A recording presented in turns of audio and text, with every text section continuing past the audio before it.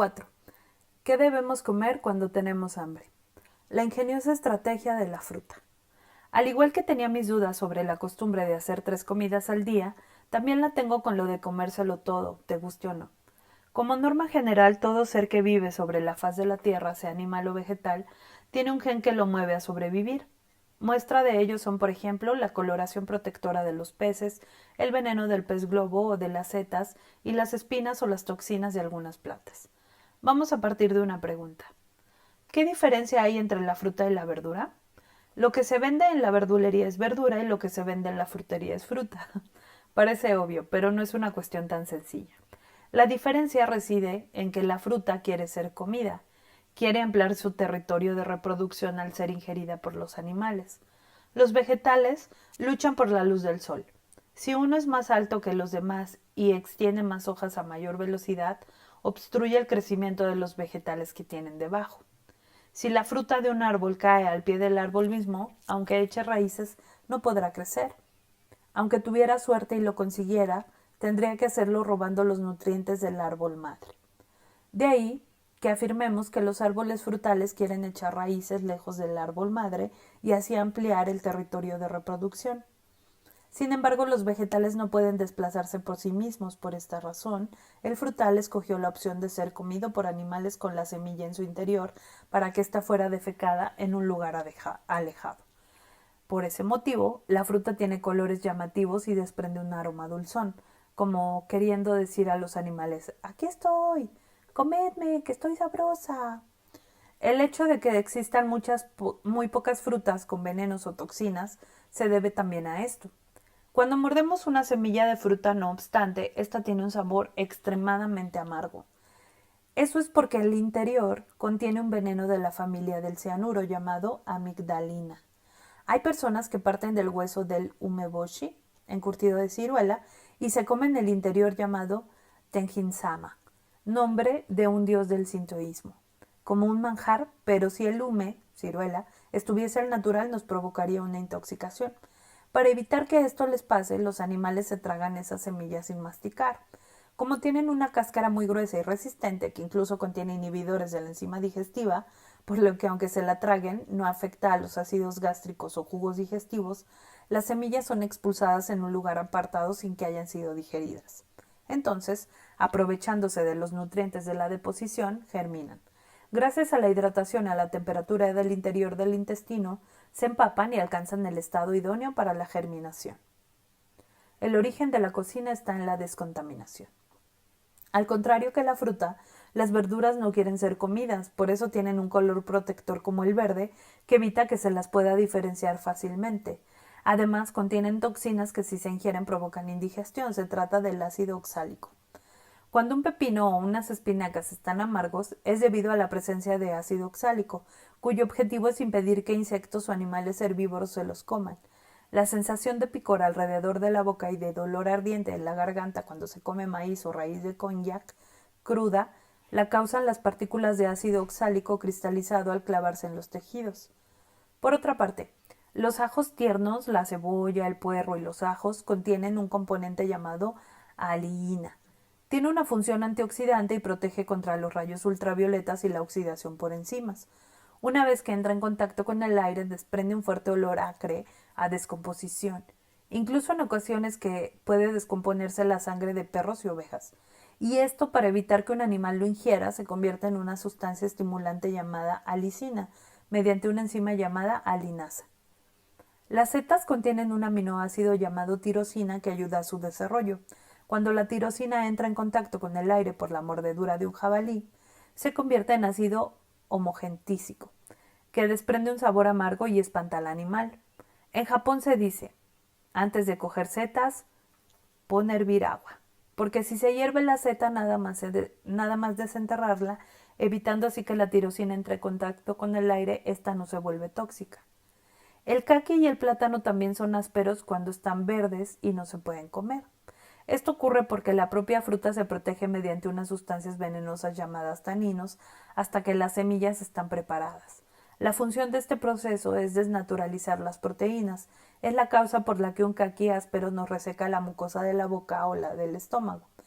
Sin embargo, cuando maduran, se reduce drásticamente el contenido de taninos hasta desaparecer.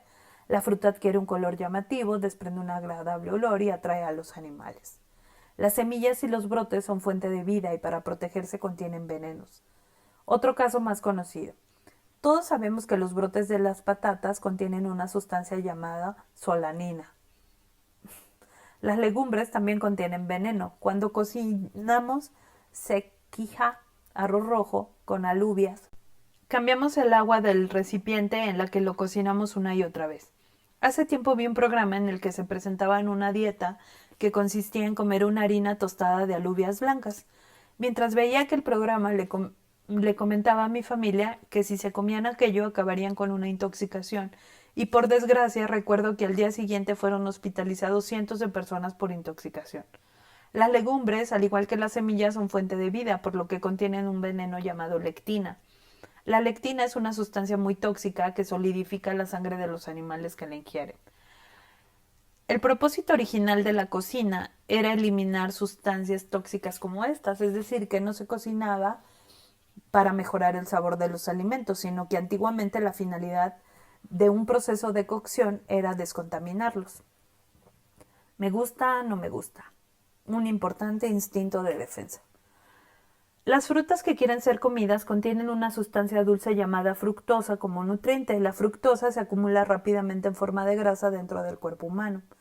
En comparación, ¿de qué forma acumulan los nutrientes las verduras que no quieren ser comidas? Si fuese en forma de glucosa de fácil absorción se las comerían los herbívoros, los insectos y las bacterias con mucha facilidad. Pero la forma en la que se acumulan es la de almidón, que es lo más complicado de absorber. Por ese motivo segregan en su interior una enzima degradante llamada amilasa que les permite poder transformar, cuando les hace falta, la cantidad necesaria en glucosa que utilizan para germinar o crecer. En cambio, los animales han evolucionado y han conseguido tener amilasa en la saliva. Actualmente, se puede decir que todos los herbívoros que aún se reproducen sobre la faz de la Tierra son las especies que han conseguido esta enzima. Nosotros los humanos también podemos convertir el almidón en glucosa y digerirlo masticando mucho para segregar saliva. Por eso tenemos que masticar varias decenas de veces cada bocado. Ese es el motivo por el que se empezó a cocinar. Al pasar los vegetales por el fuego se activa la amilasa que contienen, se convierte el almidón en glucosa y se nos hace más fácil su digestión. Mientras que los vegetales se protegen con venenos y convierten la glucosa en almidón para dificultar la digestión, el hombre inventó la cocina para combatirlos. ¿Qué método utilizan entonces los animales para protegerse de ciertas sustancias si no pueden cocinar? Pues el método me gusta, no me gusta. Los perros y los gatos, cuando les das algo de comer, lo primero que hacen es olfatearlo. Si no les convence, apartan la mirada y no se lo comen.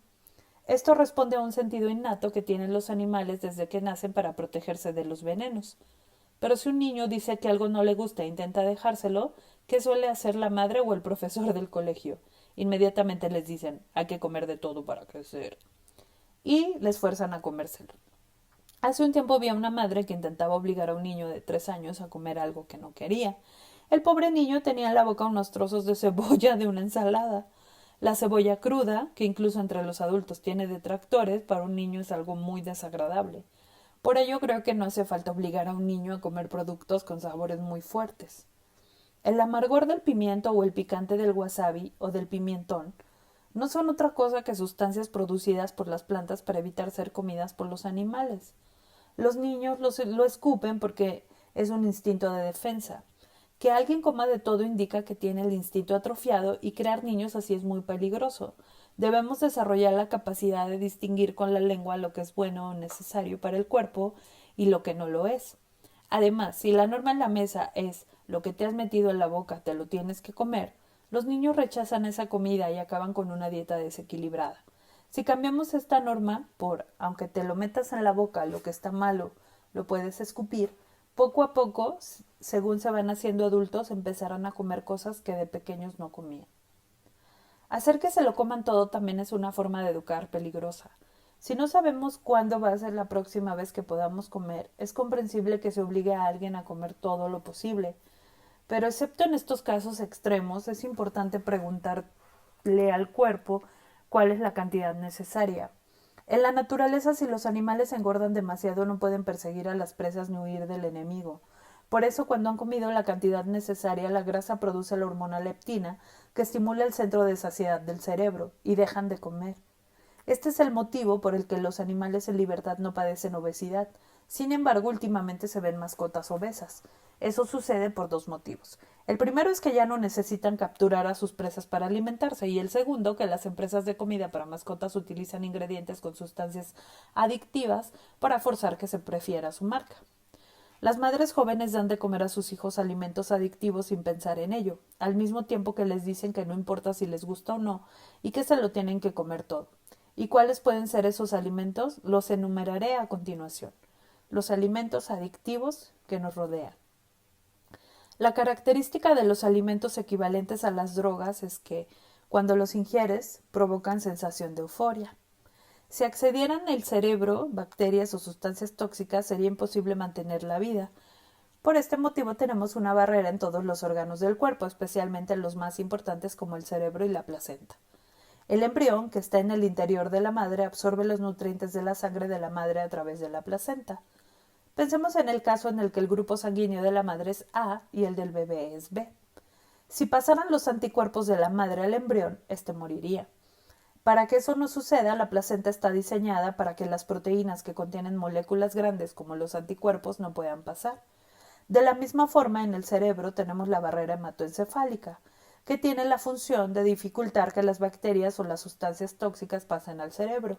Las sustancias que pueden atravesar esta barrera estimulan el llamado sistema de recompensa del cerebro y hacen que éste produzca sustancias placenteras como la endorfina o la dopamina.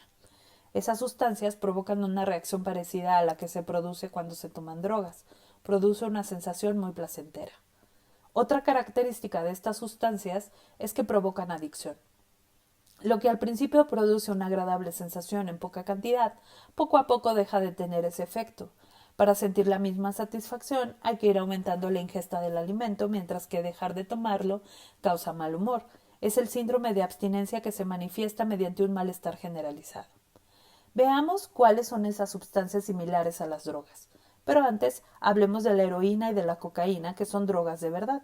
Contienen un alcaloide vegetal que es la neurotoxina que tienen los vegetales para protegerse de los herbívoros. Los animales que comen semillas de amapola u hojas de coca padecen una intoxicación aguda con el siguiente descontrol del sistema parasimpático que produce vómitos y diarrea. Los animales no vuelven a tomar ese vegetal nunca más. Pero el ser humano ha convertido ese veneno en un producto cuyo consumo se asocia a la diversión. Este alcaloide traspasa con facilidad la barrera sanguínea del cerebro y provoca entumecimiento del mismo. Y el caso es que está presente en sustancias de consumo habitual como la cafeína y la nicotina. La cafeína es una neurotoxina que se encuentra en el café, en el té y en el cacao, y la nicotina se encuentra en las hojas de tabaco. Como su ingesta produce adicción, son claramente similares a las drogas. Me sorprende ver a las madres que se empeñan en que sus hijos coman de todo y les dan café, té verde o chocolate sin ningún reparo. También hay padres que fuman delante de los niños sin inmutarse. Estos actos también suponen maltrato infantil. Por otra parte, existe otra sustancia que atraviesa la barrera sanguínea del cerebro y que produce síntomas neurológicos y adicción: el alcohol.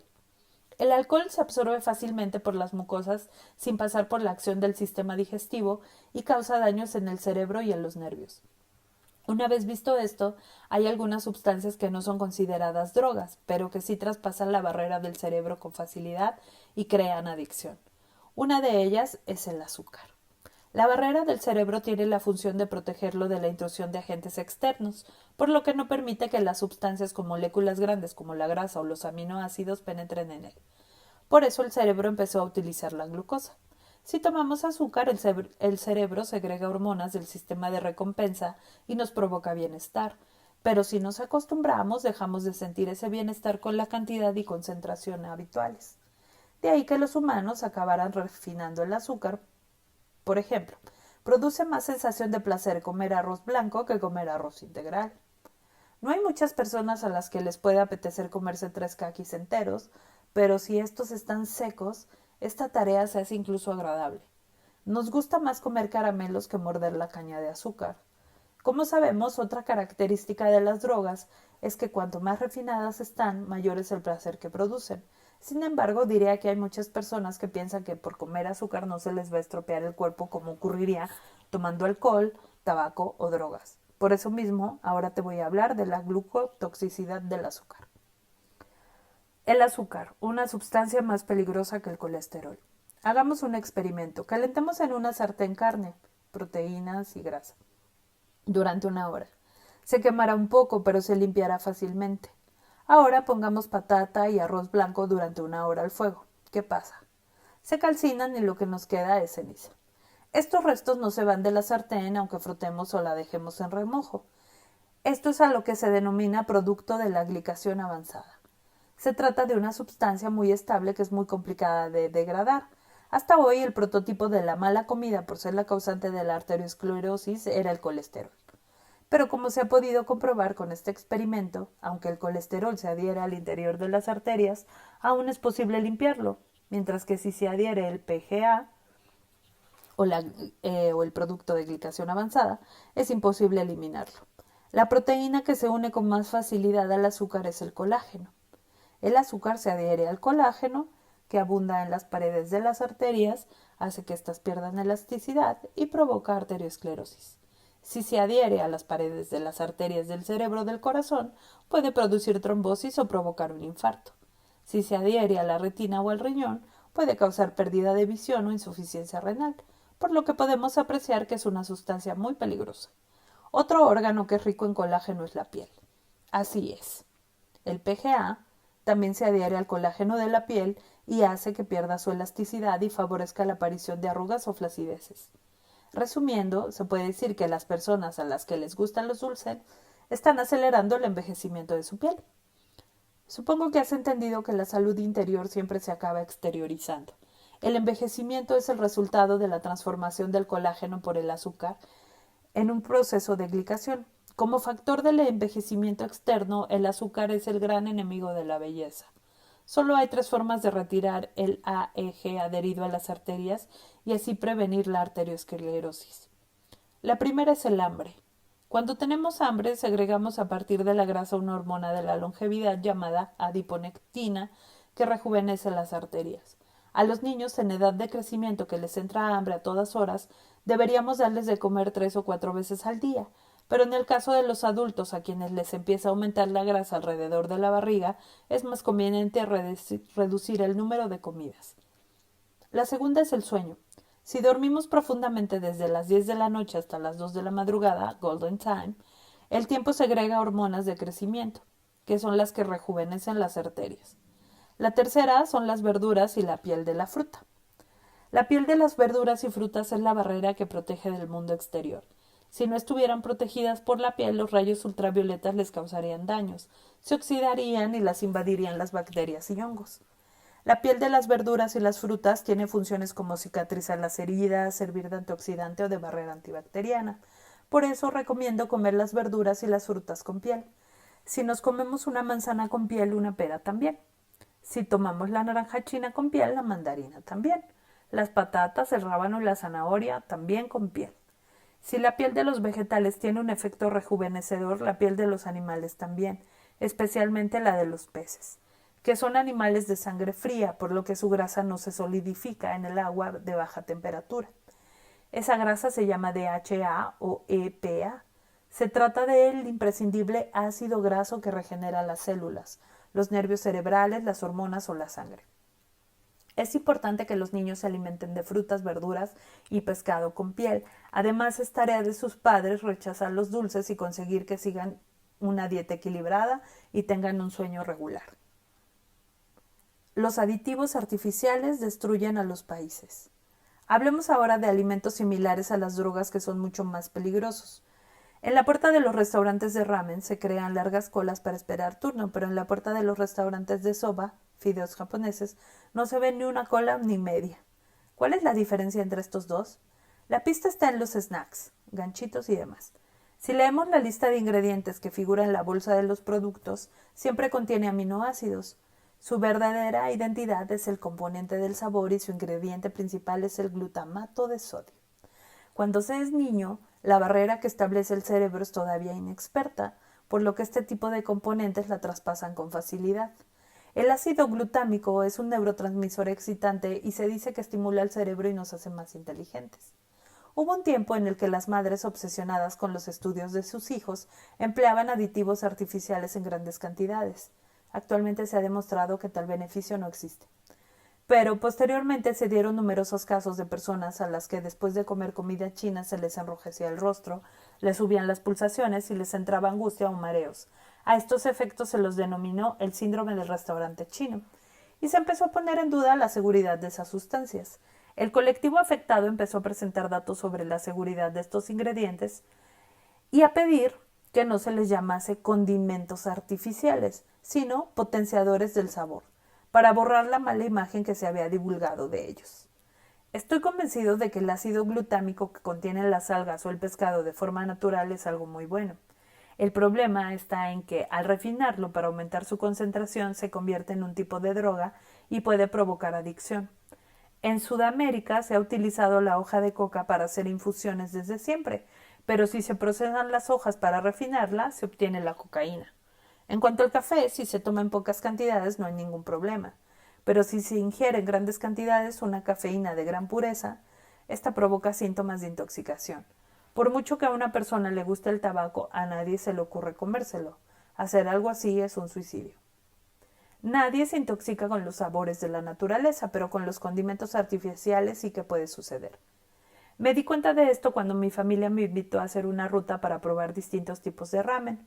A mí siempre me han gustado los fideos de huevo gruesos, por lo que visitamos los restaurantes más famosos de la zona y aunque con el primer bocado pensara buenísimo, no se conseguía terminarme ninguno.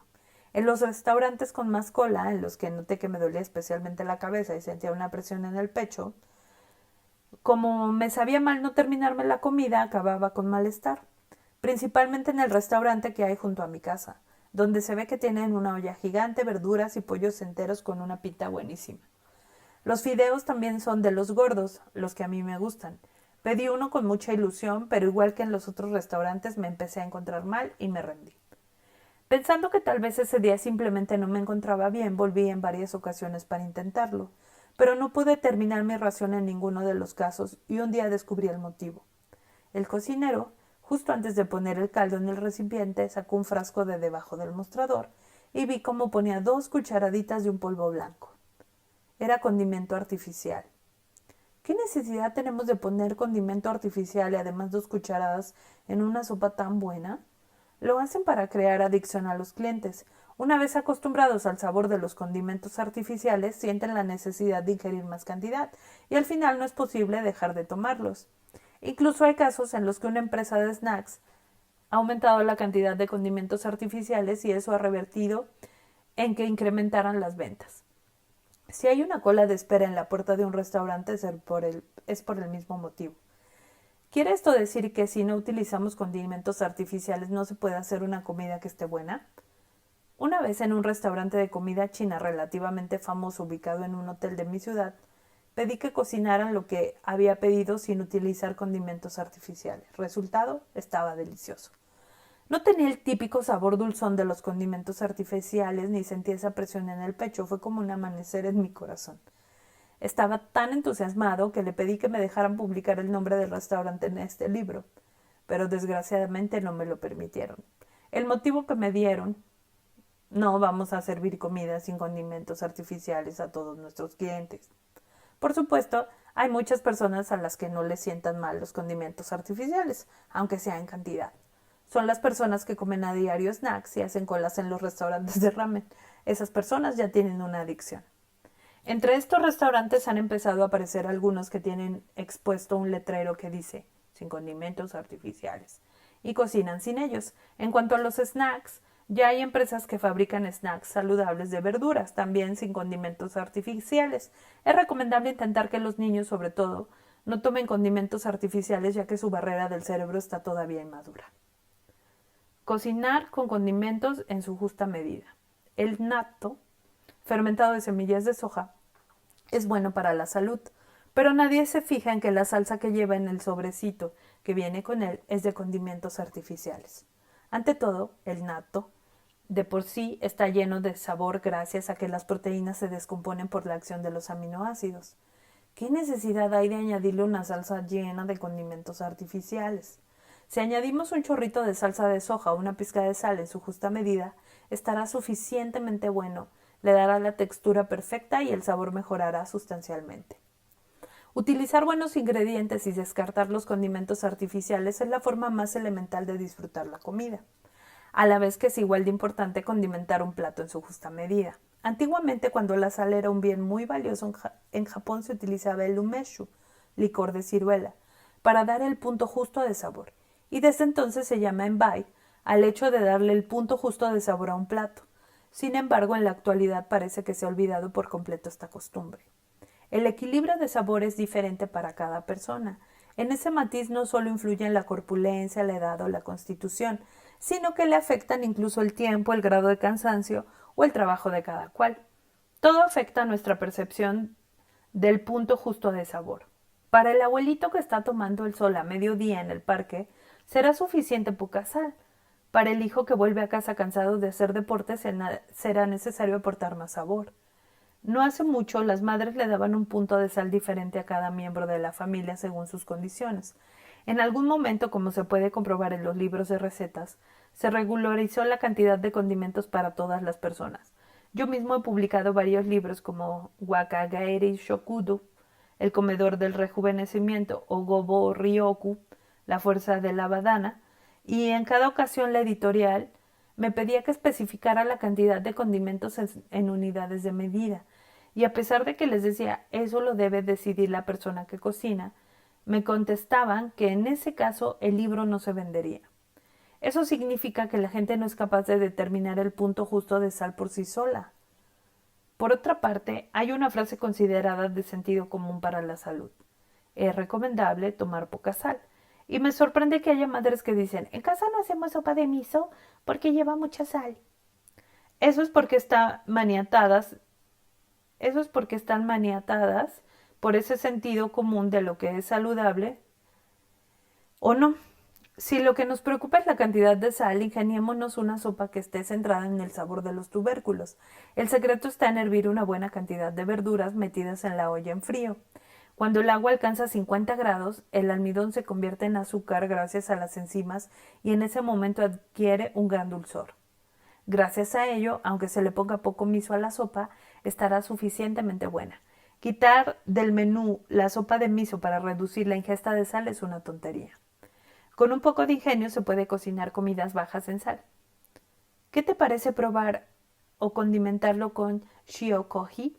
Shio significa sal en japonés y koji es arroz, al que se le ha inoculado un hongo que está de moda. Los tubérculos son muy interesantes para utilizarlos en una gran variedad de platos. Por ejemplo, cogemos zanahoria, raíz de loto y ñame. Los cortamos en rodajas gruesas sin quitarle la piel, los rociamos con un poco de aceite de oliva y los hacemos a la parrilla. Este procedimiento extrae todo el sabor de los alimentos y estos quedan suficientemente sabrosos sin necesidad de añadir sal. El sabor de la cocina de una madre es un tesoro para toda la vida. En la actualidad, el sabor de la cocina de una madre ha desaparecido casi por completo, y me da la sensación de que eso ha cambiado del todo el aspecto de una mesa servida por algo muy soso de ver. Igual piensas que por ser la cuarta generación de médicos he crecido en la abundancia, pero cuando yo era pequeño mi padre aún era residente y mi madre lo pasó mal desde el punto de vista económico. En la época en la que nací, un empleado medio cobraba alrededor de 30,000 yenes mensuales, unos 235 euros. Y mi padre, como interno, cobraba 10,000 yenes, unos 78 euros, menos que las enfermeras de entonces, por lo que en ocasiones no teníamos más que arroz y un huevo para compartir entre los cuatro, mi padre, mi madre, mi hermana y yo, y comíamos tamago kake gohan, arroz mezclado con huevo crudo. En esas ocasiones mi padre era el que batía el huevo, primero batía la clara y cuando ya estaba como un soufflé rompía la yema. Eso lo hacía porque de lo contrario la clara se queda más compacta y no se puede repartir equitativamente.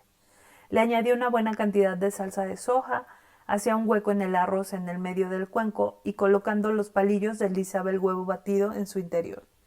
Si en ese momento se me ocurría decir que mi hermana tenía más, me regañaban. Recuerdo cómo miraba fijamente las manos de mi padre conteniendo la respiración. Pero es que dividir en 4 partes un solo huevo no es tarea fácil. No toca más huevo que lo suficiente para que el arroz blanco adquiera un suave color amarillento. Aún así, el sabor de esa comida compartida con la familia es algo que recordaré durante el resto de mi vida. En la actualidad parece que los niños pongan arroz en el huevo cuando preparan este plato. Si me preguntan si eso es felicidad, diría que no. Así de valioso era el huevo cuando yo era pequeño. Si me constipaba, mi madre me solía preparar tamago miso, sopa de miso y huevo, como algo especial. El huevo por sí solo es un alimento completo, el origen de una vida. Si me ponía enfermo, se me permitía el lujo de comer huevo. Alrededor de los 4 años tuve una fiebre muy alta. Es normal que los niños tengan fiebre con frecuencia, pero aquella era una época en la que no era extraño que fallecieran niños por enfermedades. Mi madre contaba con 20 y tantos años y se ponía nerviosa al verme tener tanta fiebre siendo tan pequeño. Me solía tapar con muchas mantas y yo sudaba abundantemente. A continuación me secaba el sudor y me cambiaba las sábanas. Después de eso me preparaba sin falta el tamago miso. Comía el sake, que para aquel entonces era un producto de lujo. Lo ponía al fuego para quitarle el alcohol, le añadía un poco de miso y lo disolvía. A continuación cascaba un huevo, lo mezclaba todo y hacía un revuelto. Ese revuelto se ponía encima de un arroz caldoso, pero antes de eso mi madre tomaba una cucharada, soplaba para enfriarlo y me lo daba a probar. Recuerdo lo bueno que estaba ese arroz caldoso con ese toque de cariño que le había dado mi madre. No era un simple tamago miso, era una cucharada cubierta con el cariño de mi madre, el mejor manjar que puede existir en el mundo entero. Si pudiera cumplir un sueño, sería poder volver a la infancia y comer otra vez esa cucharada cubierta con el aliento de mi madre. No creo que las madres se recuerden de esas cosas, pero es muy común que los niños recuerden las comidas de la infancia. Cuando maduramos, por muchas exquisiteces que probemos, sentimos que no hay nada que pueda competir con la comida que nos daban nuestras madres cuando éramos pequeños. A las personas que no pueden dejar los condimentos artificiales y los snacks, les digo, haced memoria para intentar recordar cuál es la comida que más os ha gustado a lo largo de vuestra vida. Si os dais cuenta de que esa comida no es un manjar, sino que es una comida que os hacía vuestra madre de pequeños, puede que os ayude a superar la adicción de estos alimentos. 5. Vivir según nuestra voz interior. ¿Por qué el sistema de salud Nagumo es tan efectivo? A continuación contestaré aquellas preguntas que me han ido llegando y que más se repiten. ¿El método un día, una comida es para adelgazar, estar más saludable o rejuvenecer? Esta es una pregunta muy frecuente. Es verdad que reduciendo la ingesta de comida se adelgaza. En ese sentido se podría decir que es una fórmula dietética. Pero no es solo eso. Las enfermedades causadas por malos hábitos en su gran mayoría derivan de la obesidad. La obesidad causa diabetes y la arteriosclerosis, que a su vez pueden provocar infartos de miocardio y derrames cerebrales. Incluso puede llegar a desarrollarse hiperlipidemia a raíz de la obesidad o el colesterol que contiene la sangre y transformarse en hormonas sexuales que pueden ser causa de cáncer de mama o de endometrio, órganos encargados de producir esas hormonas. En ese aspecto también podríamos decir que es más saludable. Por otra parte, los seres vivos del planeta están constantemente en la lucha con el hambre. Si partimos de la idea según la cual, si no estamos saciados, no es posible obtener energía vital, nos daremos cuenta de que si las especies siguieran esa filosofía se extinguirían. Pero sucede el contrario. Cuando uno no está saciado se genera la fuerza vital. Cuando nos suena el estómago desde el cerebro se emite lo que le llaman las hormonas del rejuvenecimiento, que son hormonas del crecimiento que hacen que se queme la grasa corporal y que a la vez se rejuvenezcan la piel y las mucosas. Ese gen del rejuvenecimiento, la sirtuina, que nos reparan los genes del cuerpo, aparecen la segunda vez que nos ruge el estómago. La tercera vez, la grasa segrega una hormona llamada adiponectina, que es la hormona de la longevidad y que nos rejuvenece los vasos sanguíneos. De modo que también podemos decir que el método de un día, una comida, es una fórmula de rejuvenecimiento. Es más, el objetivo real de comer una vez al día es poder trabajar para cada día en condiciones óptimas. Si no sientes que eres feliz cada día de tu vida es porque no tienes un objetivo claro. Para que se nace, para que se vive. Quien no tiene conciencia de ello está a merced del placer inmediato y de lo extraordinario. Pero si nos diéramos cuenta de que el objetivo de la vida está en lo ordinario, no desperdiciaríamos el presente, no descuidaríamos el trabajo, no dejaríamos de lado a la familia y viviríamos cada vez en serio. Si adelgazo y aparento ser más joven, no es solo por una cuestión de aspecto, sino que es para poder desempeñar la profesión de médico en las mejores condiciones, gracias a que cada día me reseteo. Me esfuerzo en estar en condiciones óptimas, no me paso comiendo ni bebiendo y mantengo la línea. Comer una vez al día es la mejor fórmula para empezar cada día de nuevo. 2. ¿Se puede comer 2 veces al día? He empezado con 2 comidas completas al día porque empezar con una vez al día era demasiado. Claro que sí, está bien ir adecuando el cuerpo poco a poco a una nueva rutina. Me he emocionado leyendo el libro y he empezado a comer una vez al día, pero me rendí en una semana y he pasado a 2 comidas al día. Si estás haciendo el esfuerzo, no es necesario ser tan duro contigo mismo. No pienses que te has rendido. Ya es mucho haber conseguido comer 2 veces al día. Sí que consigo comer 2 veces al día, pero comiendo una vez al día pierdo tanta fuerza que no puedo ni trabajar. ¿Para qué estás queriendo comer una vez al día? ¿Quieres perder peso hasta el punto de quedarte sin fuerzas?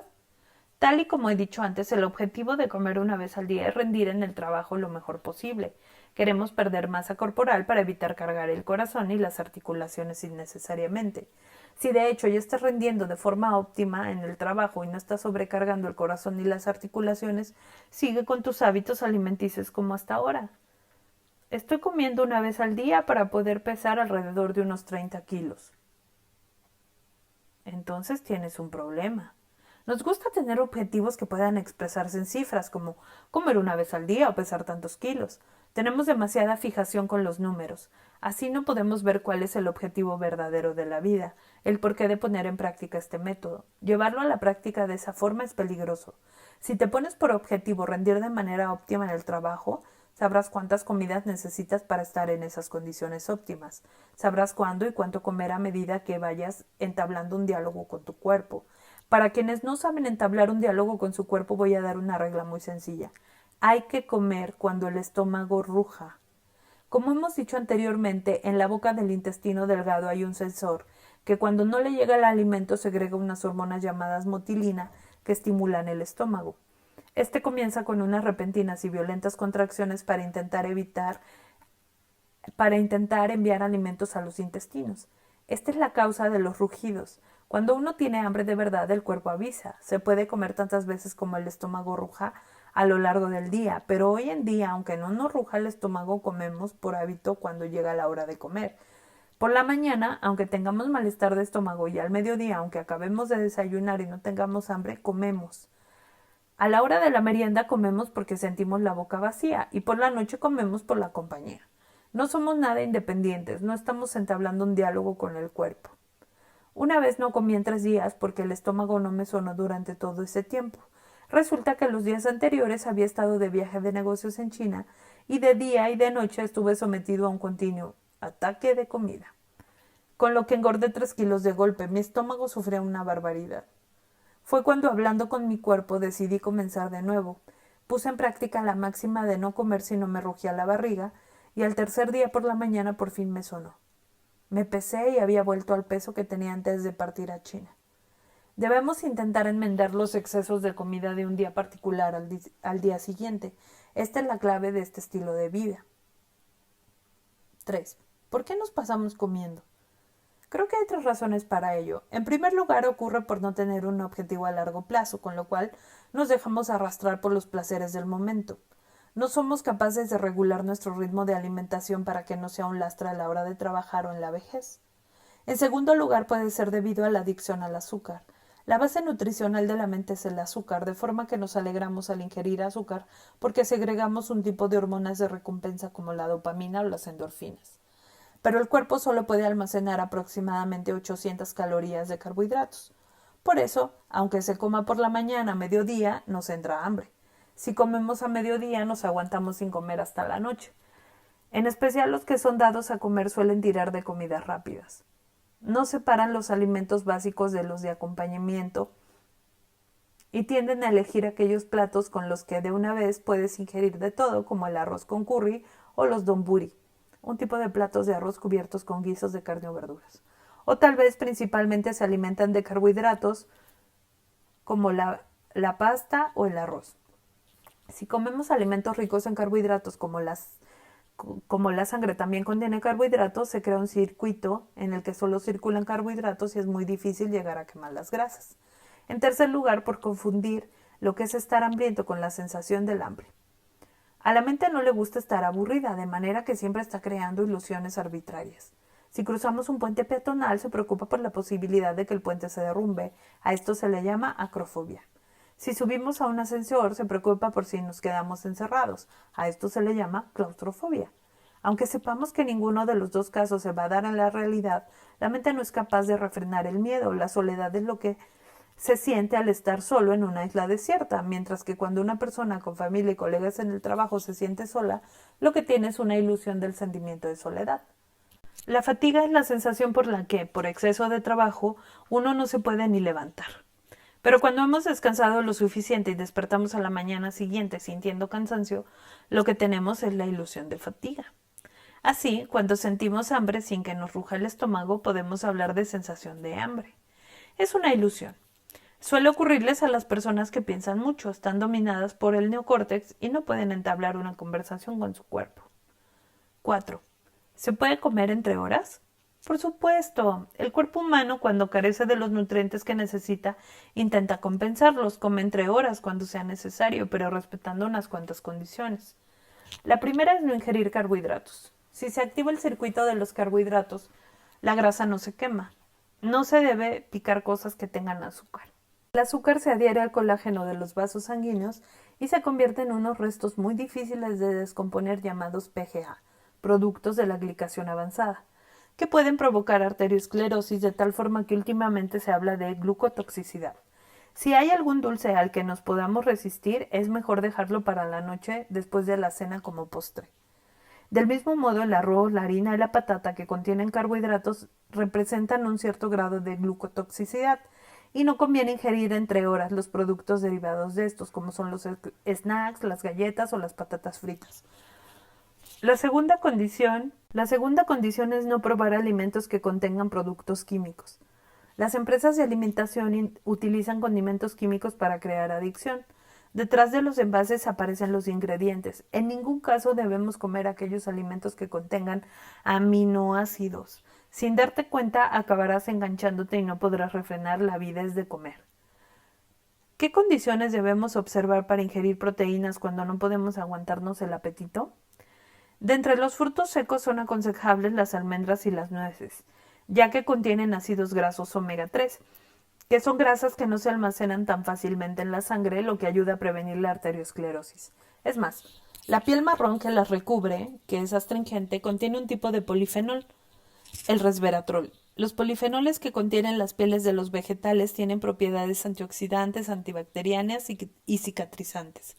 Además, se dice que el resveratrol revitaliza la sirtuina, el gen del rejuvenecimiento. También, en el caso de los cacahuetes, es mejor comértelos con la piel. Las nueces, una vez abiertas, hay que consumirlas cuanto antes, porque los ácidos grasos omega 3 se oxidan rápidamente. Aunque son ácidos grasos insaturados, al oxidarse, se convierten rápidamente en peróxidos de ácidos grasos, que son sustancias de envejecimiento. Con el cacahuate también hay que tener cuidado, ya que el modo que crece sobre esos frutos contiene aflatoxinas, unas sustancias cancerígenas. 5. Se dice que con el estómago vacío no se puede hacer la guerra.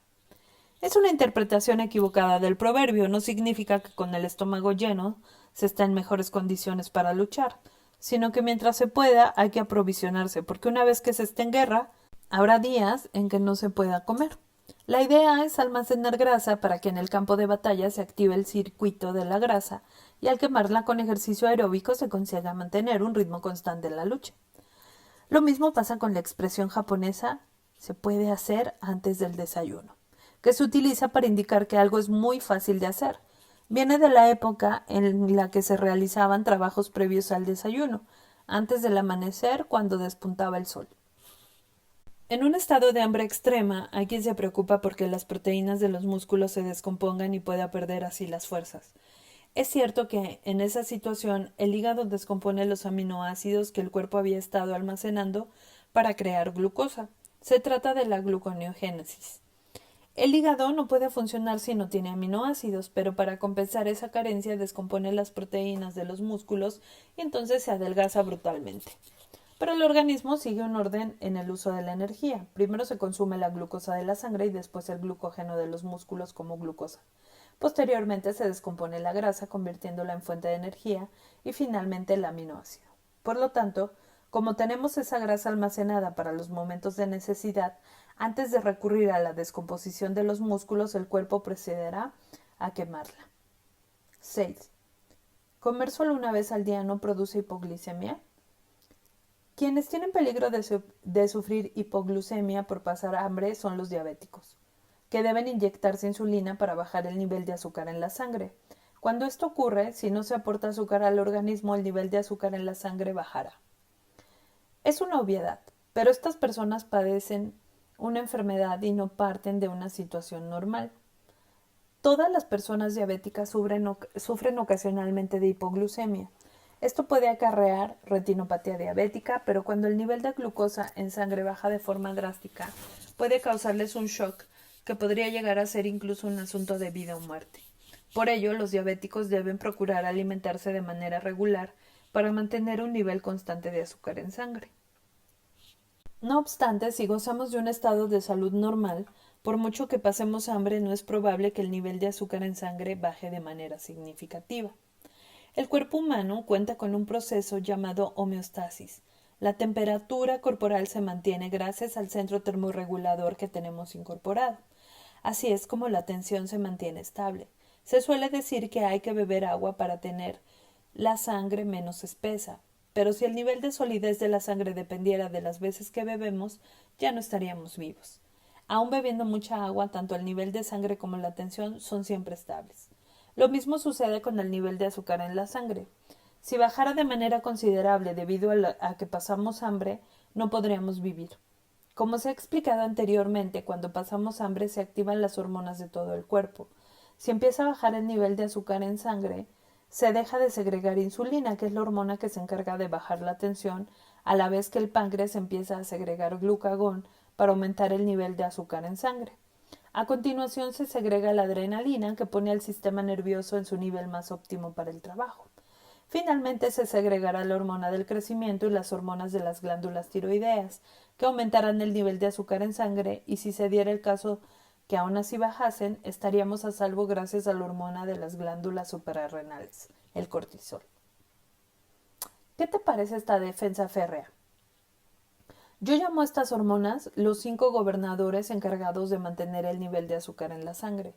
Estos gobernadores, mediante la descomposición del glucógeno del hígado o la gluconeogénesis de los aminoácidos, aportan glucosa. A la vez descomponen la grasa en ácidos grasos. Aunque no se pueden utilizar en este estado, el hígado se encarga de convertirlos en cuerpos cetónicos, un sustituto del azúcar para que los empleen el cerebro, el corazón y el riñón. De este modo, mediante la supresión del consumo de azúcar, la gluconeogénesis y la producción del sustituto de azúcar, los cuerpos cetónicos, la glicemia se mantiene. El cuerpo humano no llega a un estado de hipoglucemia porque hay todo un sistema en funcionamiento en diferentes ámbitos. 7. ¿Ingerir comida de pronto con el estómago vacío puede provocar hiperglucemia? Respecto a esto yo también estuve preocupado, porque una teoría decía que cuando uno come 3 veces al día, el nivel de azúcar en sangre se mantiene, pero que si solo se come una vez podría aparecer la hiperglucemia. Incluso que la repetición de las hiperglucemias podría acabar en una resistencia a la insulina que podría degenerar en diabetes. Yo mismo no solía tomar casi nada durante el día hasta que por la tarde me sonaba en el estómago y entonces salía a cenar algo. Para empezar me tomaba una cerveza y después devoraba la comida. A pesar de que no sentía ningún síntoma, temía que pudiera desarrollar hiperglucemia. Fue en ese momento cuando me encontré con los medidores continuos de glucosa. Es un aparato un poco más grande que una moneda de 2 euros que se pega en el abdomen y te permite medir el nivel de glucosa en sangre. Lo probé con mucha expectación y el resultado fue que el nivel de azúcar en sangre estaba bastante estable. Comer una vez al día no implica que vayamos a tener hiperglucemia. Por otra parte, se decía que cuando uno está hambriento y engulle, se segrega una gran cantidad de insulina que causa un efecto rebote y provoca una bajada del nivel de azúcar en sangre. Pero tampoco ocurrió esto. Está demostrado que las consecuencias nocivas de tomar una comida al día denunciadas por médicos de todo el mundo son fantasmas sin fundamento. 8. ¿Quiénes no deben pasar al plan un día una comida? La razón por la que se pone en marcha este plan es por un lado para perder peso y por otro para conseguir rendir de manera óptima en el trabajo. Es decir, que quien ya está delgado no tiene por qué poner en práctica este método. En las mujeres que no han llegado a la menopausia, aunque exista un ligero sobrepeso, probablemente se trate de grasa subcutánea en su mayoría. En cambio, en los hombres a partir de los 30 años aumenta la grasa visceral. Una vez, en un proyecto para un programa de televisión, tuve la oportunidad de hacer un estudio sobre el metabolismo junto con una mujer obesa. Sorprendentemente, los resultados fueron que a mí, que medía unos 73 con 62 kilos y con un 15% de grasa corporal en la tomografía computarizada, me diagnosticaron candidato a padecer el síndrome metabólico a causa de la grasa visceral. En cambio, el análisis de sangre de la mujer, que pesaba más de 100 kilos, no indicaba ninguna anomalía. Empecemos por preguntarnos para qué sirve la grasa visceral. Sirve para proteger a los animales que hibernan. Nuestro cuerpo es un híbrido que quema alternativamente el azúcar y la grasa. Cuando tenemos frío, temblamos. Es porque estamos quemando en ese instante un tipo de azúcar llamado glucógeno, que es el que utilizan los músculos para generar calor. Pero el azúcar no es un buen combustible porque se almacena poco y se agota rápido. Sin embargo, la grasa, cuando se quema, es más eficiente, duradera y permite al animal que hiberna pasar sin problemas el invierno. La grasa subcutánea solo tiene un efecto aislante, mientras que la grasa visceral es un componente pirógeno. Los machos son más propensos a producir grasa visceral, por ello, en la esfera humana y concretamente a Japón, más de la mitad de la población masculina padece el síndrome metabólico. En el mundo animal las hembras también hibernan, pero tienden a acumular más grasa subcutánea, no visceral. Eso es porque tienen otra fuente de calor, la gestación. El feto es un bloque de grasa visceral y como las hembras siempre están preñadas durante la hibernación, el calor que genera su cría ya es suficiente para mantener su temperatura. Sin embargo, las mujeres tras la menopausia no tienen posibilidad de quedarse embarazadas y empiezan a almacenar grasa visceral, por lo que han de tener cuidado con el síndrome metabólico. Por lo tanto, teniendo en cuenta que los argumentos que he mencionado, recapitulemos y veamos quiénes son los que pueden probar el plan un día una comida y quiénes no. ¿Quiénes pueden comer solo una vez al día? 1. Las personas obesas. 2. Los hombres mayores de 30 años y las mujeres posmenopáusicas. ¿Quiénes no pueden comer solo una vez al día? Las personas delgadas. 2. Las mujeres que menstruan. 3. Los niños en edad de crecimiento. 4. Las personas enfermas. 5. Las mujeres embarazadas. En especial aquellos que se encuentran en los subgrupos 2, 3 y 4 del segundo bloque necesitan alimentarse. Combinar no me gusta y me gusta. El ideal básico de la vida humana se reduce a despertarse a la salida del sol y a dormir cuando cae el sol. Mientras dormimos, en la parte de la mente que se llama hipocampo se realiza la reconstrucción de la memoria. Gracias a ello, lo que hemos vivido durante el día queda relacionado al azar dentro del sueño. Aunque la trama del sueño no sea real, lo que aparece en el sueño son todos los restos de esas experiencias que hemos registrado en la mente. Mientras dormimos, el hipocampo se realiza el trabajo de los recuerdos y conservarlo si es necesario. Cerca del hipocampo está lo que se llama cuerpo amigdalino. Es el lugar donde queda memorizado lo que le gusta y lo que no le gusta. Por ejemplo, si vemos algo alargado y fino como una serpiente, aunque no podamos determinar al instante lo que es, el cuerpo puede reaccionar intuitivamente y sobresaltarse. Esto sucede gracias al cuerpo amigdalino, ya que al instante envía al cerebro la información. Esto no me gusta. Todas nuestras acciones las decide la memoria de que algo gusta o no gusta, almacenada en el cuerpo amigdalino. O también el sentido de que algo es necesario o no necesario que se almacene en el hipocampo. El aparato que gestiona esta sensibilidad se denomina sistema límbico. Por otra parte, el aparato que alberga la razón es el neocórtex, que está en la parte frontal del cerebro. En la superficie del cerebro está el córtex, que es la zona que piensa. Los anfibios, al tener una sola capa, no piensan demasiado. A medida que se va evolucionando, aumentan las capas. Los humanos, a modo de estratos, tienen muchas capas superpuestas y piensan demasiado. El hombre tiene dos sistemas de control, el límbico y el neocórtex. La relación entre ambos es la que hay entre el corazón y la mente, entre la razón y la emoción, y entre las apariencias y la verdad. Los animales viven de las sensaciones, pero la sociedad humana es más complicada y sería imposible seguir un orden si cada uno viviera como quisiera. De manera que podemos pensar que así evolucionó y se creó el neocórtex, y con la lógica, la ética y las tradiciones se han encorsetado al ser humano. Por ejemplo, el trabajo es necesario para mantener a la familia, pero una mala experiencia en el trabajo queda grabada en el sistema límbico y solo con escuchar la palabra trabajo surge el reflejo no me gusta. Pero el neocórtex, como si pegara un latigazo, envía la orden. No seas egoísta y trabaja. De esta manera, entre la razón y las emociones, al encontrarse dividido uno mismo, puede surgir sin más la idea de tirarse a las vías del tren. Para que esto no suceda, conviene que para los domingos por la mañana tengamos pensado algún plan emocionante, ya sea jugar al golf, ir de pesca o irse de viaje. Lo ideal es salir combinando los gustos propios con actividades sanas. También es recomendable salir con la cámara a hacer visitas culturales que a la vez te enriquezcan como persona. Si tenemos proyectos, estaremos motivados y nos despertaremos fácilmente antes de que amanezca, como sucede con los niños a los que les cuesta levantarse a diario porque no les gusta ir al cole, pero que el día que tienen excursión se levantan solos a la primera. Durante el día disfrutas de la comida y de las cosas típicas del destino de tu viaje. Cuando vuelves agotado y te das una ducha, te quedas dormido al instante. Te puedes dormir profundamente gracias al cansancio y además te acostarás pronto, así adoptarás el hábito de levantarte pronto. El lunes por la mañana, si madrugas, puedes disfrutar del sol de la mañana. La luz del sol estimula al cerebro a segregar la hormona de la felicidad, que es la serotonina, y de este modo puedes sentirte feliz todo el día. Es bueno salir a trabajar por la mañana temprano mientras refresque. Yo suelo entrar a trabajar alrededor de las 7:30, pero llego antes que nadie al hospital, que es donde trabajo. Los primeros 30 minutos no trabajo, leo algún libro o escucho música. Dedico un poco de tiempo a algo que me guste, lo saboreo y me relajo. El trabajo viene después, así la eficiencia aumenta considerable. Antes de que llegar al trabajo sudando por haber tomado con prisas un tren abarrotado, más vale salir de casa 1 hora y media o 2 antes y disfrutar de los hobbies personales poco antes de ponerse a trabajar. Dejar clara la conmutación del on y el off. Habitualmente trabajo en el hospital hasta las 6 de la tarde y le doy mucha importancia a la conmutación entre la fase on y la fase off. ¿Con qué activamos el on y el off? Si estamos en la empresa, el botón de on se acciona por la mañana cuando nos ponemos la camisa y la corbata. Cuando volvemos a casa, la cena o la ducha inician la fase off. En mi caso es así.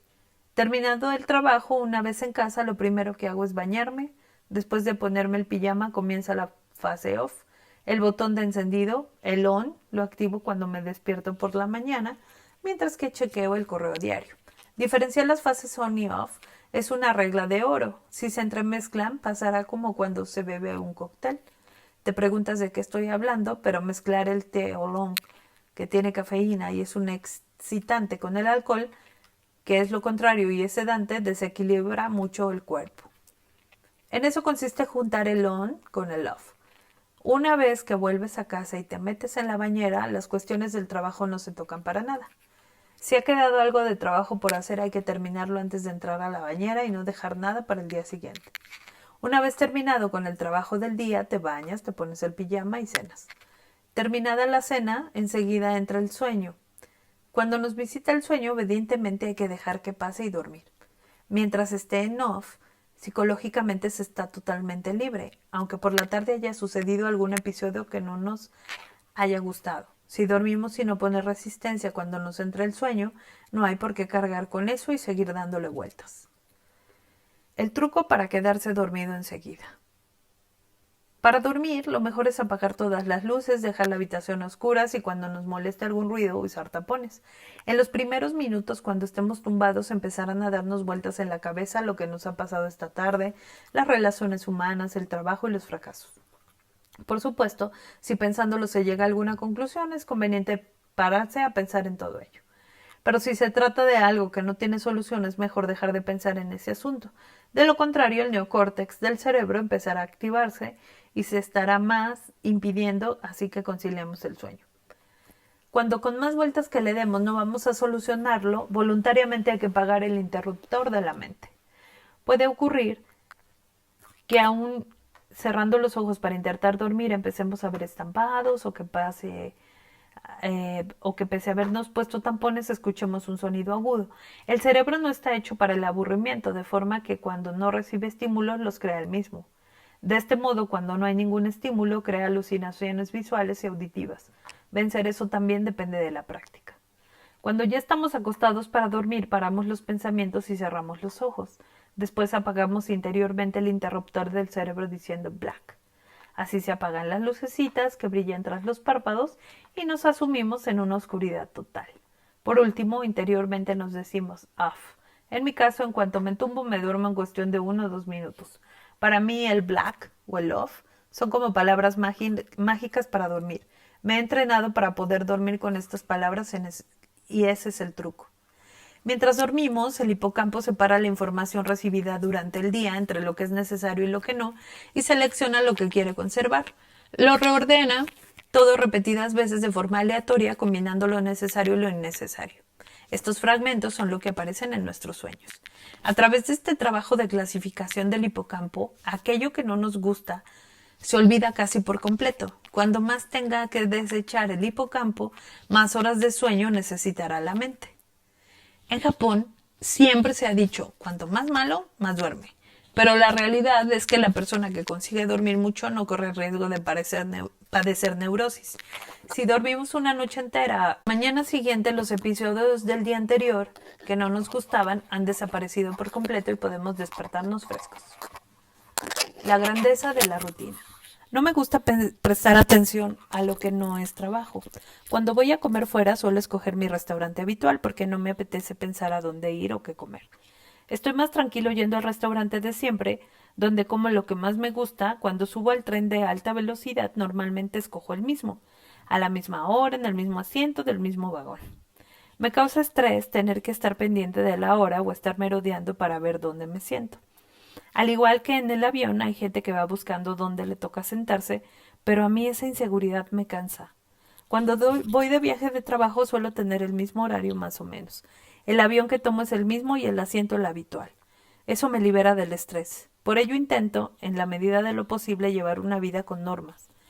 El menú de la cena en casa está decidido. Para mí, que recorro Japón comiendo en un lugar y en otro, es la forma de recompensar mi dieta con alimentos concretos para así equilibrar.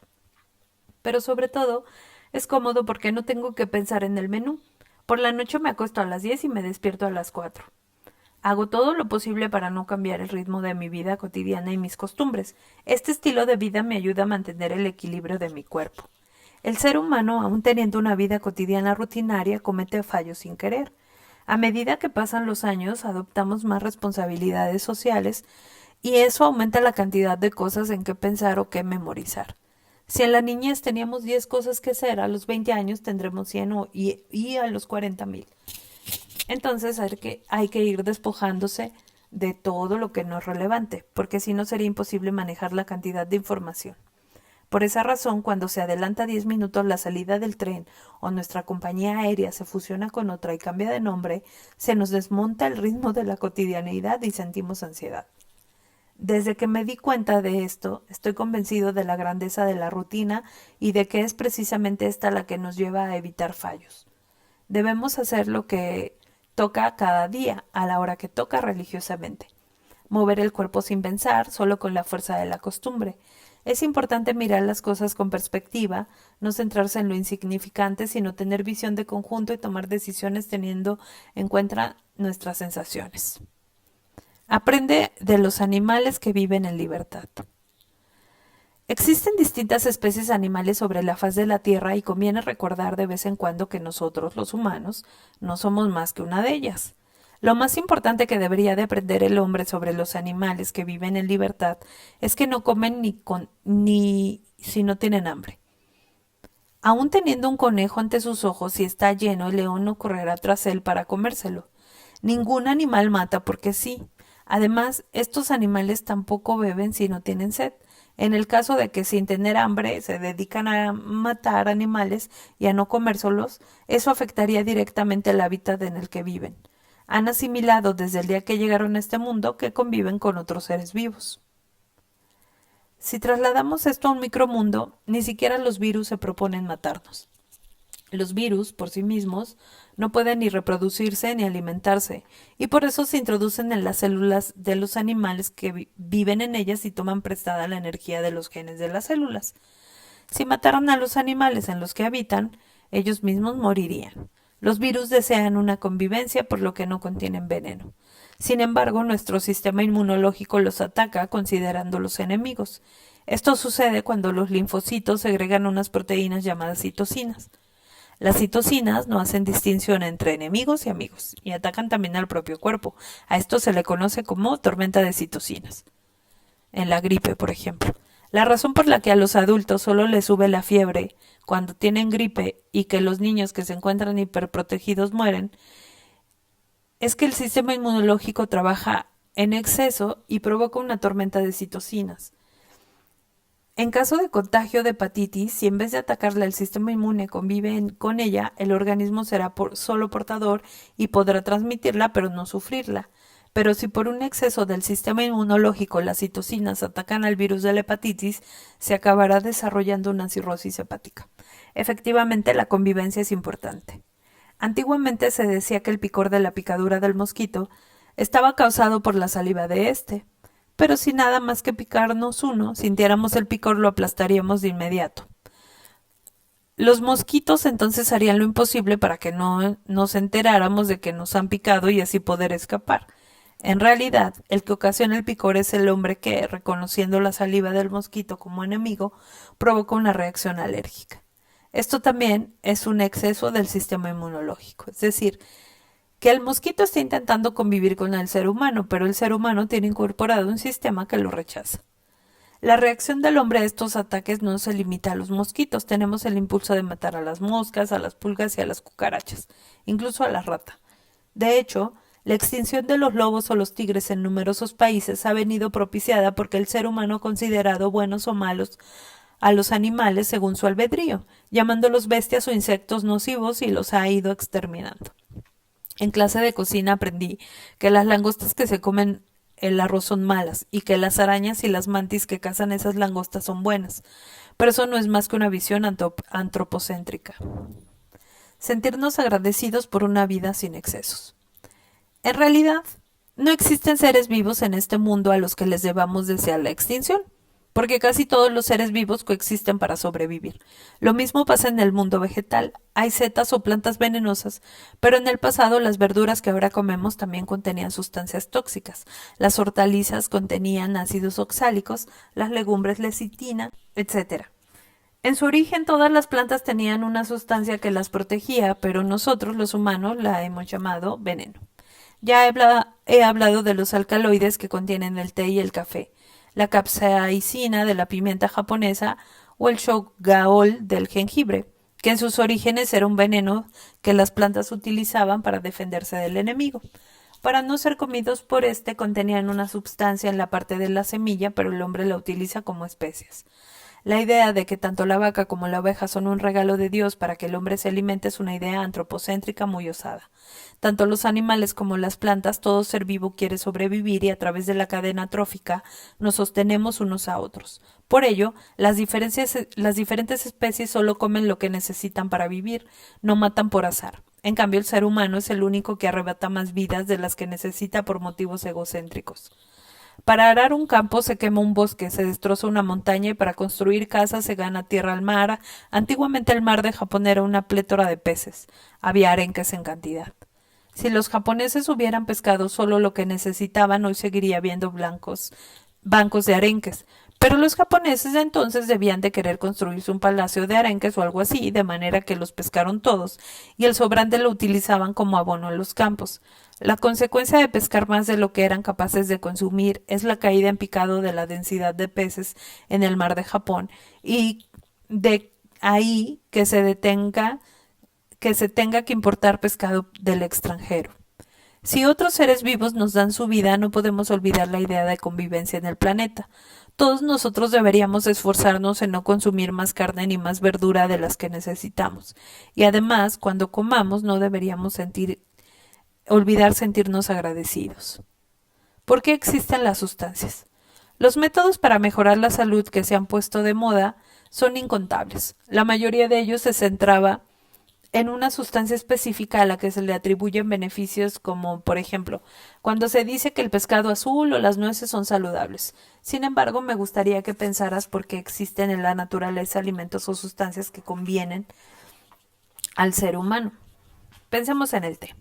La verdura o las legumbres, que a pesar de que contienen veneno para protegerse de sus enemigos, nosotros los hombres, hemos aprendido a eliminar esas sustancias mediante la manipulación del alimento.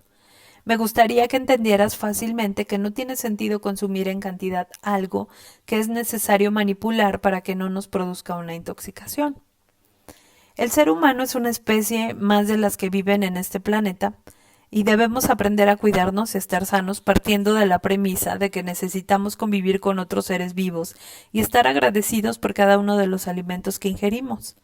Si seguimos en nuestra línea actual de derroche, será difícil que en adelante el ser humano sobreviva en la Tierra. Dicen que en el año 0 la población era de 100 millones de habitantes. Durante el transcurso de 1600 años alcanzó los 500 millones y en estos últimos siglos ha crecido hasta 7.000 millones. Antiguamente, la superficie que ocupaba el ser humano era muy reducida, pero fue invadiendo el hábitat de las aves y las bestias y empezaron a aparecer las enfermedades. Al mismo tiempo, nació la desertificación, a raíz de la cual se extinguieron algunas especies vivas. Si seguimos reproduciéndonos a este ritmo y devorando todo lo que encontramos, no hay duda de que el siguiente paso será la extinción del humano. Si las personas que viven en los llamados países desarrollados dejaran de hartarse de comida, no sería necesario crear la cantidad de vacas, cerdos, gallinas y ovejas que ahora consumimos. Pero si los ganaderos avícolas solo piensan en lograr aumentar sus ganancias, se incrementarán por miles las aves que los críen. Con tanta aglomeración de aves, las infecciones también se incrementarán y paralelamente se hará mayor uso de los antibióticos. Como consecuencia de ello, aumentará la resistencia antibiótica. Y los pequeños focos de virus, al crearse en condiciones de hacinamiento, se propagarán fácilmente. También el ganado en las sabanas contribuye a la desertización. Si seguimos creando ganado no solo para comer, sino como propiedad, acabaremos viéndonos obligados a sacrificar dos bienes muy valiosos, la vegetación y el agua. Así pues, no hace falta tener tanto ganado, sino que sería suficiente una pequeña parte del que ahora existe para que todos los hombres del planeta pudiéramos vivir. ¿Por qué debemos comer una vez al día? Aunque estoy convencido de que muchos no aceptarán la propuesta de un día una comida que expongo en el presente libro, querría que el mayor número posible de personas la lleve a la práctica, o por lo menos que nos diéramos cuenta de que no comer si no tenemos hambre o comer en pequeñas cantidades tiene una gran utilidad. Eso ya sería bastante para cambiar el medio ambiente que nos rodea. A lo largo de los 17 millones de años de progreso, el cuerpo ha conseguido vivir con muy poca energía, pero en las últimas décadas se ha propagado en los países desarrollados la idea de que es imprescindible sentirse saciado. Mas el cuerpo del hombre no puede ajustarse a tanta saciedad. El cuerpo de los seres humanos está en constante evolución para adaptarse al medio ambiente lo mejor posible. El progreso de nuestros genes, las mejoras conseguidas en 17 millones de años, no puede adaptarse a un cambio tan brusco de nuestro entorno. En esta época sin precedentes históricos en las que reina la saciedad, nos sentimos confusos. ¿Cómo se puede adaptar el cuerpo del ser humano a esta nueva situación? Como solución de emergencia, una de las adaptaciones que ha hallado el cuerpo es la diabetes. Ya lo he mencionado anteriormente. Si sigue adelante esta obsesión por la saciedad, el sistema sensorial y el aparato locomotor relacionados con la ingesta se atrofiarán. Probablemente acabaremos convirtiéndonos en animales parecidos a un gusano cabezón, con dos agujeros, la boca y el ano. Para que este tipo de cambios morfológicos llegara a darse serían necesarios otros tantos millones de años, pero sin ninguna duda el planeta no durará hasta entonces. Lo más importante que quiero transmitir a través de este libro es que precisamente cuando tenemos el estómago vacío, se enciende el interruptor del gen que nos proporciona la vitalidad, para poder sobrevivir con energía. Podríamos reemplazar la palabra hambre por crisis. Tanto la crisis como el hambre, en algún sentido, son una oportunidad para activar la capacidad vital que tenemos en nuestro interior. El hambre, el frío y las infecciones han sido tres constantes que han mantenido a la humanidad entre la vida y la muerte. Quiero que una vez más recuerdes que, justo cuando estamos expuestos a crisis como estas, al contrario de lo que podríamos pensar, la vitalidad aumenta de golpe. ¿Quieres que tu vida termine tal y como está ahora? En el presente libro hemos presentado un novedoso método para el rejuvenecimiento y la salud mediante el hábito de acostarse pronto y madrugar, que se basa en tomar una sola comida principal al día, pero que puede que surja la duda de en qué medida los trabajadores que tienen que hacer horas extra y que llegan tarde a casa pueden llevar a cabo este estilo de vida. De todas formas, como los fumadores que sin ser advertidos por nadie saben que el tabaco es malo para el cuerpo, o los alcohólicos que saben que el alcohol tiene efectos nocivos, también tú sabes muy bien lo que es bueno para la salud y lo que es malo. El problema está en la excusa que ponen todos. Lo sé, pero no puedo dejarlo. Ante este panorama, al menos que lo que aquí se dice sirva para que el mayor número de personas se planteen la posibilidad de comer solo el 60% de la cantidad con la que se sacian, o que traten de empezar a comer la fruta sin pelar, o incluso que dejen de trasnochar y se acuesten tan pronto como puedan, mi objetivo es presentar un plan de vida de 100 años. Aunque lleguemos a los 100 años, lo haremos con un aspecto saludable. Lo que quiero decirte alto y claro es que la vejez que se cosecha de los excesos es el sufrimiento diario. El peso que ganas al buscar la saciedad es un peso muerto para el esqueleto, que provoca dolores de caderas y en las rodillas. Este dolor puede ser tan fuerte que te impida moverte. El exceso de tabaco puede provocar efisema pulmonar que impide inspirar y expirar, y la agonía de no poder respirar es como si te encerraran en una caja muy estrecha. En el tracto digestivo o en la tráquea, dañados por los excesos, se pueden desarrollar el cáncer y también este buscará sobrevivir, infiltrándose entre los órganos que lo rodean y causando mucho dolor. Tal vez se pueda considerar que alguien ha tenido suerte si por un infarto de miocardio o por un derrame cerebral ha muerto de repente. Pero la medicina actual aún así intentará salvarlo. Como resultado, podría quedar parapléjico, perder el habla o quedarse en la cama de por vida sin poder mover el cuerpo ni transmitir sus sentimientos. Mientras estamos sanos no nos imaginamos que podamos enfermar. Pensamos, no tendré cáncer, no sufriré un derrame cerebral y seguimos con una vida de excesos. Sin embargo, una gran parte de las causas de las enfermedades son los hábitos de nuestra vida. El momento para revisar esos hábitos es ese, cuando estamos sanos. Si decides hacer caso de lo que aquí se dice y revisas tu estilo de vida, tu cuerpo estará más sano y frenará su envejecimiento. Sin embargo, la meta final no es solo ser un anciano sano, sino además que esa salud aparezca en el exterior y se traduzca en un aspecto radiante. Nuestra meta final es vivir hasta el final con salud y vitalidad. Por último, el problema es cómo pasar los últimos días de este plan de vida de 100 años. Creo que se reduce a dos opciones: pasarlos tumbados en la cama del hospital causando molestias a los que nos rodean, o vivir con salud y vitalidad hasta el final de nuestra vida, entrando en el lecho de muerte con el mejor aspecto posible. Yo este año cumplo 61 años, pero tengo muchos proyectos para el tiempo que me queda por delante. Desde que soy médico, hace ya 30 años, he trabajado con mucho empeño. Siento que a partir de ahora quiero recuperar todo ese tiempo, lo cual no quiere decir que quiera vivir desenfrenadamente. La mayoría de las personas no se dan cuenta de que su vida tiene un límite hasta que llegan a cierta edad y contraen alguna enfermedad que las obliga a ingresar en el hospital. En tal situación podemos pensar que el cáncer es una buena enfermedad, comparado con las enfermedades del corazón o los derrames cerebrales, puesto que en la mayoría de los casos estas enfermedades causan muertes repentinas sin dejar al paciente y a los médicos ningún margen de maniobra.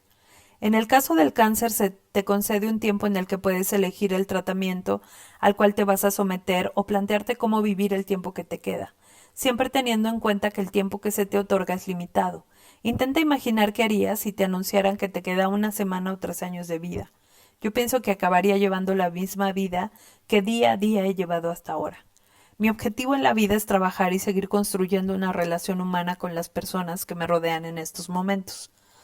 Al plantearme si ese era mi objetivo final en la vida, confirmo que mi ideal es vivir sano y poder trabajar hasta el final. Si una persona sana ya no puede trabajar es porque en su día a día ha surgido alguna circunstancia que rompe con el ritmo normal de la vida. Evitar esto es relativamente sencillo. Hay que acostarse temprano, madrugar y tomar una sola comida principal al día. Creo que todo se resume en eso. Epílogo. Juventud y belleza son reflejos de la salud interior.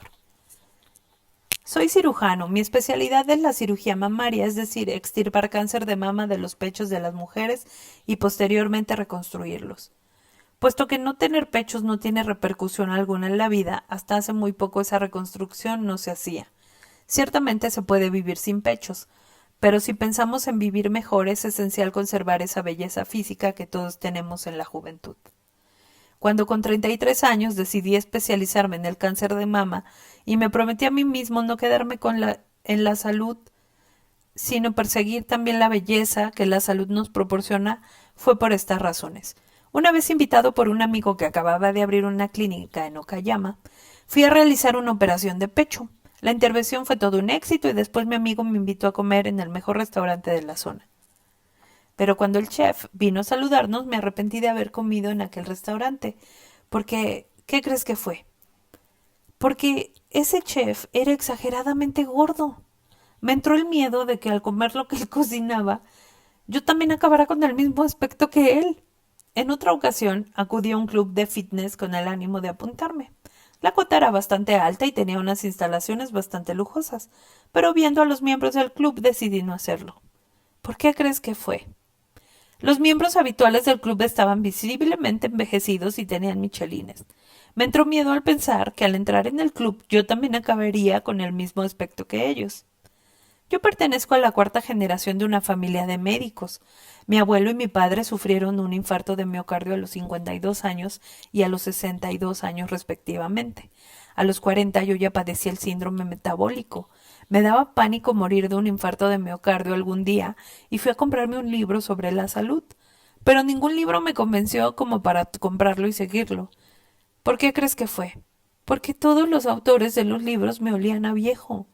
Me entró miedo de que al poner en práctica los métodos de salud de esos libros pasados de moda, acabara yo también con esa aura de vejez. Si el médico que vende la cura para la calvicie está calvo, difícilmente nos transmitirá confianza. De igual modo, si vamos a una clínica que trata la obesidad y el médico encargado está gordo, se nos van las ganas de tratarnos allí. ¿En qué piensas que consiste tener salud? La mayoría piensa que es no estar enfermo, o que las analíticas estén en valores normales, pero eso simplemente indica la ausencia de síntomas. Puede ser que la enfermedad esté en el interior y aún no se haya manifestado. Si una persona es gorda y tiene mucha grasa en el abdomen, esa grasa también estará incrustada en el interior de los vasos sanguíneos. Si la piel está llena de arrugas y manchas, tanto el cerebro como los intestinos estarán oxidados. Es decir, que el aspecto físico es el resultado del estado de salud del cuerpo. Mi propuesta de salud no pretende crear ancianos en buen estado, sino que intenta que la salud de dentro se aprecie por fuera y se traduzca en un aspecto saludable. La meta es tener una piel tersa y una figura esbelta. Para ello, las fórmulas válidas son solo 3: hambre, nutrientes completos y sueño. Más concretamente, una sola comida principal al día, o si son más, una sopa y otro plato. La verdura que se debe comer con piel, hoja y raíz, y el pescado con piel, espinas y cabeza. Y los cereales integrales. Y por último, el sueño, que debe incluir el Golden Time, que comprende desde las 10 de la noche hasta las 2 de la madrugada. Si cumples con estas 3 condiciones, podrás tener un cuerpo sano, un aspecto radiante y una figura esbelta. Es hora de poner este método en práctica. Fin del libro.